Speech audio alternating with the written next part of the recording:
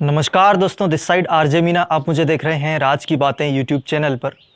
आप में से पिछली वीडियोस में काफ़ी मेरे दोस्तों ने कमेंट्स किए थे कि एक बार इस बात पर डिस्कस कर लिया जाए कि पटवार का जो एग्ज़ाम हुआ है वो 4 शिफ्ट में हुआ है। तो लाजमी है कि हम ये जानना चाहते हैं कि इस एग्ज़ाम में नॉर्मलाइजेशन होगा या नहीं होगा।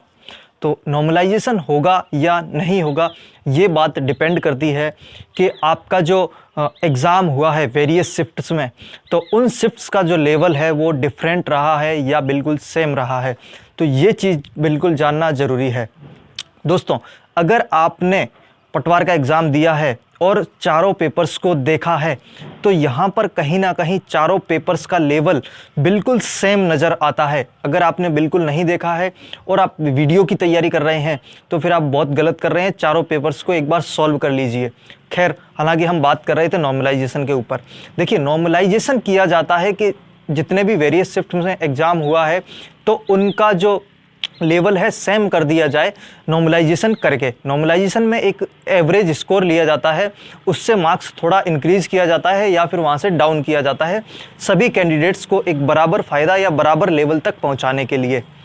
लेकिन पटवार का जो एग्ज़ाम हुआ है वो बिल्कुल सेम पैटर्न पर एग्ज़ाम हुआ है। चारों पेपर हैं बिल्कुल सेम पैटर्न पर हैं। अगर आप एक पेपर में 150 क्वेश्चन आए हैं, 4 पेपर में टोटल मिलाकर के 600 क्वेश्चंस आए हैं, अगर इन 600 क्वेश्चंस को एक बार कंपाइल करके अगर आप देखते हैं तो आपको महसूस होगा कि 600 क्वेश्चंस में से जैसे अगर मैथ्स के क्वेश्चंस हैं तो वो सारे आपस में कनेक्टेड हैं।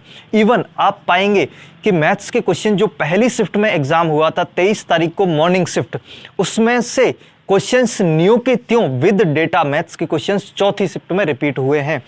बिल्कुल डेटा भी चेंज नहीं है और ऑप्शन भी चेंज नहीं है, सेम क्वेश्चंस रिपीट हुए हैं। यानी कि जब एग्जामिनर पेपर बना रहा था तब उसको बिल्कुल क्रिस्टल क्लियर था कि नॉर्मलाइजेशन की दिक्कत या फिर नॉर्मलाइजेशन फेस ना करना पड़े, इसके लिए बिल्कुल जो पेपर का लेवल था वो बिल्कुल सेम रखने की कोशिश की गई है और ऐसा हुआ भी है।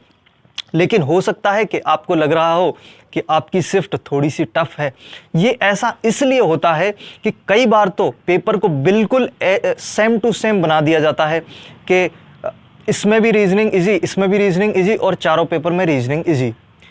या तो ये पैटर्न हो सकता है या फिर ये पैटर्न हो सकता है कि पहले पेपर में रीजनिंग इजी, जीके टफ। दूसरे पेपर में ये हो सकता है कि जीके इजी, रीजनिंग टफ।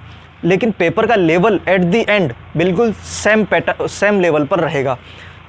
हो सकता है कि आपको अपना पेपर टफ लग रहा हो, वो इसी की वजह से हो सकता है कि आपकी कमांड रीजनिंग पर हो और आपके पेपर में रीजनिंग टफ आ गया हो और जीके सरल आया हो सकता है कि आपकी कमांड जीके पर हो और आपके पेपर में जीके टफ आ गया हो, रीजनिंग इजी आ गया हो। तो इसी वजह से जो आपका शिफ्ट का पेपर है आपको टफ महसूस हो सकता है।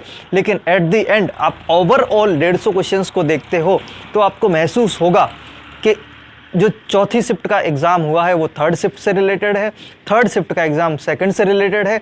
कहीं ना कहीं जो क्वेश्चंस हैं वो उसी के इर्द गिर्द घूम रहे हैं। यानी कि जब पेपर बनाया जा रहा था तो बिल्कुल क्लियर था कि नॉर्मलाइजेशन की दिक्कत यहाँ पर नहीं आनी चाहिए और सारे पेपर को जो शिफ्ट का पेपर है उसको बिल्कुल सेम लेवल पर रखा गया है। तो कहीं ना कहीं अगर आपने ये चीज़ नहीं नोटिस करी है तो चारों पेपर को लेकर के बैठिए और चेक करिए कि सच में लेवल सेम है। ये मैंने तो चारों पेपर चेक करे हैं और मुझे ऐसा महसूस होता नहीं है कि कहीं पर इतना ज़्यादा डिफरेंस हमें देखने को मिल रहा हो कि थोड़ा सा कैंडिडेट्स जो हैं एक शिफ्ट से ज़्यादा सिलेक्शन हो जाए और दूसरी शिफ्ट से कम हो पाएँ। ऐसा किसी भी शिफ्ट में नज़र नहीं आ रहा है। लगभग सबका पेपर लेवल है, बिल्कुल सेम है। तो नॉर्मलाइजेशन की यहाँ पर संभावनाएं बिल्कुल भी नहीं बनती हैं। लेकिन हाँ, होगा क्या ये एग्ज़ाम के बाद ही पता चलेगा, कोई कुछ नहीं कह सकता है। लेकिन जितना हम चेक कर सकते हैं पेपर के लेवल्स को देख करके, उस हिसाब से जो संभावनाएं बन रही है नॉर्मलाइजेशन होगा ही नहीं। क्योंकि जिस तरीके से पेपर का क्वेश्चंस का पैटर्न रिपीट हुआ है, जिस तरीके से क्वेश्चन बिल्कुल डेटा के साथ में रिपीट हुए हैं, तो ये बिल्कुल जाहिर सा महसूस हो रहा है कि एग्जामिनर की बिल्कुल भी इंटेंशन है ही नहीं नॉर्मलाइजेशन कराने की। तो इसलिए इस तरीके का सेम लेवल का पेपर रखा गया है। तो नॉर्मलाइजेशन नहीं होने की पूरी संभावनाएं हैं। बाकी एक्चुअल में क्या होगा ये रिजल्ट के बाद ही बता सकते हैं। तो अगर आप आपने इस वीडियो को पसंद किया है तो वीडियो को लाइक करिए, चैनल पर पहली बार आए हो चैनल को सब्सक्राइब करिए, और हर तरीके की रिलेटेड राजस्थान के जितने भी एग्ज़ाम्स होते हैं उनसे रिलेटेड जानकारी या फिर स्ट्रैटेजी इस तरीके की वीडियो चाहते हो तो चैनल को सब्सक्राइब जरूर करिएगा, और इस वीडियो को अपने दोस्तों में ज़्यादा से ज़्यादा शेयर करिए ताकि थोड़ी सी हेल्प मेरी होगी, थोड़ी सी चैनल ग्रो करने में, और मुझे भी थोड़ी सी मोटिवेशन मिलेगा ज़्यादा से ज़्यादा आपके लिए वीडियोस लाने में, कुछ हेल्पफुल कंटेंट लाने में, है ना। तो चैनल को ज़्यादा से ज़्यादा वीडियोस को अपने ग्रुप में, स्टडी ग्रुप्स में दोस्तों में शेयर ज़रूर से ज़रूर करिएगा, और मैं मिलता हूँ आपसे अगली वीडियो में। Thank you so much.